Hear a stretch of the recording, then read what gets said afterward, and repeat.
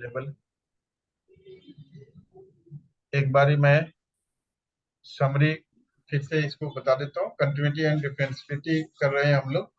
Function की continuity का general meaning, जो ज्योमेट्रिकल मीनिंग है, वो ये है कि जिस पॉइंट पर, लेट्स से कि ए पॉइंट पर कंटिन्यूटी हम चेक कर रहे हैं and we are able to move the point A from left hand side to right hand side without lifting the pen, pen को बिना उठाए हुए लेफ्ट हैंड साइड से राइट हैंड साइड तक अगर हम मूव कर पा रहे हैं तो फंक्शन कंटिन्यूअस माना जाता है ग्राफिकली। ज्योमेट्रिकली, ज्योमेट्रिकली मतलब हो गया ग्राफ, ठीक है। yes, और yes, डिफिनीशन वैसे जो मैथमेटिकल डिफिनीशन फंक्शन की है, कंटिन्यूटी की है, वो ये है कि अगर ए पॉइंट पर चेक कर रहे हैं तो उस पॉइंट पर लिमिट लेते हैं फंक्शन की, और लिमिट की वैल्यू रखने पर जो वैल्यू आता है वो कांस्टेंट आता है, रियल नंबर आता है, तो हम कहते हैं कि फंक्शन उस पॉइंट पर कंटिन्यूअस है। सिंपल।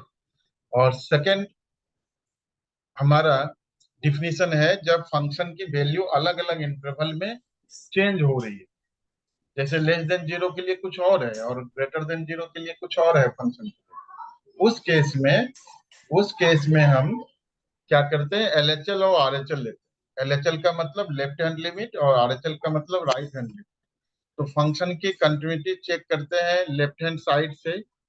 जो माइनस साइन है ए के ऊपर, वो सिर्फ एक सिंबॉलिक रिप्रेजेंटेशन है, एक सिंबल है, इस बात को बताने के लिए कि हम लोग लेफ्ट हैंड लिमिट ले रहे हैं। और जो प्लस साइन है वो सिंबॉलिक रिप्रेजेंटेशन है इस बात को बताने के लिए कि हम राइट हैंड लिमिट ले रहे हैं, we are approaching to the point from right hand side. और ये तीनों, और ये दोनों एलएचएल और आरएचएल की वैल्यू, फंक्शन की वैल्यू उस पॉइंट पर जो आती है उसके इक्वल हो जाए तो हम कहते हैं कि फंक्शन कंटिन्यूअस है। तो एग्जांपल हमने यूज किया था f x equal to 2x plus 3। तो अगर सिंपल पोलिनोमियल फंक्शन है तो ये आगे पढ़ेंगे भी कि पोलिनोमियल फंक्शन जो है वैसे भी कंटिन्यूअस होता है एट एवरी पॉइंट, ठीक है। तो ये कोई भी yes, पॉइंट लेंगे, हाँ कोई भी पॉइंट लेंगे तो उस पर फंक्शन की वैल्यू ऑटोमेटिकली कंटिन्यूअस हो जाएगा, क्योंकि आप जैसे ही फंक्शन की वैल्यू रखेंगे उसमें तो कांस्टेंट आएगा, रियल नंबर आएगा, और अगर रियल नंबर आ जाता है तो हम कहते हैं फंक्शन कंटिन्यूअस है, ठीक है। तो ये जीरो और yes, -1 पर चेक किया था, उस पर कंटिन्यूअस है। यहाँ पर हम कंसिडर कर रहे हैं कि फंक्शन की वैल्यू अलग अलग इंटरवल में, कौन कौन से इंटरवल हो गया दीपक? माइनस इन्फिनिटी से जीरो हो गया, यही हुआ 0, ना। हाँ, yes, लेस देन जीरो की बात अगर करते हैं ना बेटे, तो इसका मतलब माइनस इन्फिनिटी से जीरो। जीरो से छोटा, जीरो से छोटा कहाँ तक? इन्फिनिटी तक। और एक चीज यहाँ पर और समझने वाली बात है जो आप 11th में पढ़ चुके होंगे कि इन्फिनिटी कोई नंबर नहीं होता, इसलिए इन्फिनिटी के साथ जो इनइक्वलिटी होता है उसमें इक्वलिटी साइन नहीं होता, मतलब इक्वल साइन नहीं होता कभी भी। ओपन इंटरवल होता है, क्लोज इंटरवल नहीं। ओपन इंटरवल, क्लोज इंटरवल, ये सब वर्डिंग जो मैं यूज कर रहा हूँ आप समझ रहे हो क्या? yes, आप पढ़े होंगे linear inequalities chapter 6, yes, class 11 में पढ़ा होगा आपने। yes, तो ओपन इंटरवल मतलब ये हो गया कि जो थ्रेशोल्ड वैल्यूज है वो इंक्लूड नहीं होता है इसमें। चलिए ठीक है। तो यहाँ पर हम पहले लेफ्ट हैंड लिमिट ले रहे हैं।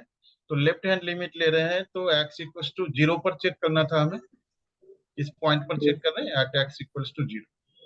अच्छा बेटा, एक yes, चीज और समझाया था अभी आपको कि जीरो पर क्यों चेक कर रहे हैं, क्योंकि जीरो पर फंक्शन की वैल्यू चेंज हो। अगर yes, हमें कोई पॉइंट नहीं दिया हुआ है और क्वेश्चन में आपको दिया हुआ है examine all the points of discontinuity, examine all the points of discontinuity of function, तो आप कौन से पॉइंट को पिक करेंगे जहां पर फंक्शन की वैल्यू चेंज हो रही है, क्योंकि वहीं पर yes, चांसेस हैं, वहीं पर चांसेस हैं डिसकंटिन्यूअस होने का। अच्छा, डिसकंटिन्यूअस का मीनिंग मैंने ज्योमेट्रिकली समझाया हुआ। डिसकंटिन्यूअस मतलब क्या हुआ yes, कि वहां पर ग्राफ ब्रेक कर रहा है, ग्राफ में गैप है, होल है, ठीक है।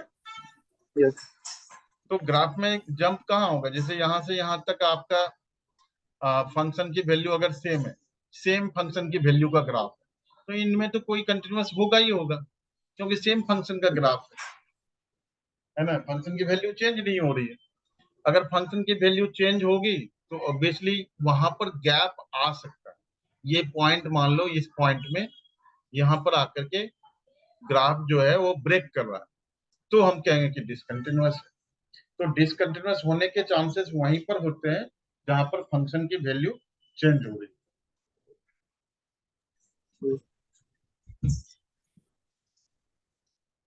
चलिए ठीक है, तो x equal to 0 minus h, where h is a very very small number, small positive number, ध्यान रखिएगा, स्मॉल पॉजिटिव नंबर। h क्या है? बहुत ही छोटा पॉजिटिव नंबर है। इंडिया में मोस्टली जितने भी बुक्स हैं सब में h यूज करते हैं। एक मिनट में मेरा पानी पी लो, फिर 1 सेकंड, 30 सेकंड का टाइम दीजिए।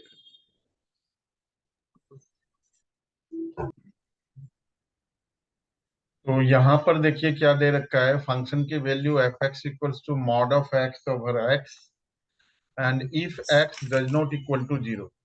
X does not equal to zero का मतलब क्या हुआ कि एक्स लेस देन जीरो के लिए, एक्स लेस देन जीरो के लिए भी फंक्शन की वैल्यू यही है ना, माइनस इंफिनिटी से जीरो के बीच में एक्स की कोई भी वैल्यू लेंगे, कोई भी वैल्यू लेंगे तो फंक्शन की वैल्यू क्या होगा, मॉड एक्स बाय एक्स होगा। और ग्रेटर देन, मतलब जीरो से लेकर के इंफिनिटी के बीच में, जीरो से लेकर के इंफिनिटी के बीच में आप कोई भी वैल्यू लेंगे तब भी फंक्शन की वैल्यू यही आएगा। ठीक है, माइनस इंफिनिटी से जीरो के बीच में अगर आप लेंगे तब भी फंक्शन की वैल्यू क्या आएगा, मॉड एक्स बाय एक्स। और जीरो से इंफिनिटी के बीच में मॉड एक्स बाय एक्स आएगा। दोनों दोनों कंडीशंस में मॉड एक्स बाय एक्स आएगा। और जीरो के लिए फंक्शन की वैल्यू जीरो होगा। ठीक है, तो यहां से एलएचएल पहले ले लेते हैं। एलएचएल के लिए, एलएचएल के लिए put x equals to 0 minus h. अच्छा, 0 माइनस एच क्यों लिया? क्योंकि जीरो पर फंक्शन की वैल्यू चेंज हो रही है ना, जीरो पर फंक्शन की वैल्यू चेंज हो रही है, तो जीरो, 0 माइनस एच लेंगे एलएचएल के लिए, और आरएचएल के लिए 0 प्लस एच लेंगे। तो limit x tends to 0 minus h f x equals to limit h tends to 0 f of 0 minus h. तो ये हो गया limit h tends to 0 mod of 0 minus h upon 0 minus h, limit h tends to 0 और minus h upon minus h, that will be limit h tends to 0 mod of minus h की value क्या होगा, mod of minus h की value,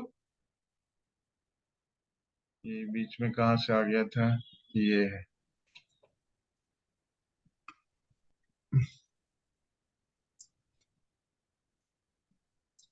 mod of minus H, mod से बाहर आएगा तो positive H होगा नहीं,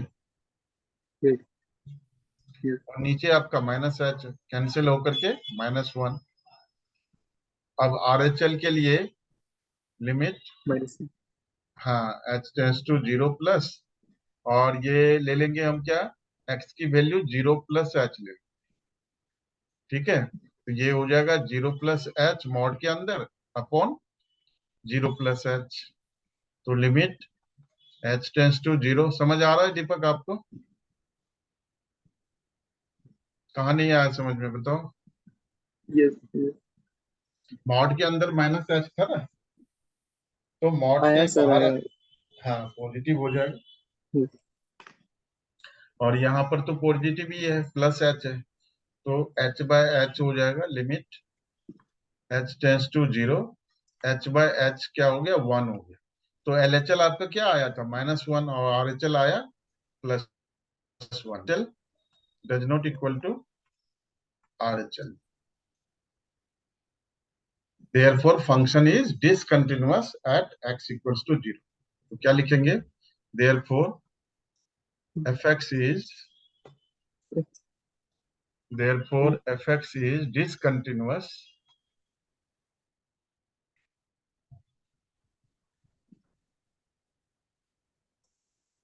at x equals to 0।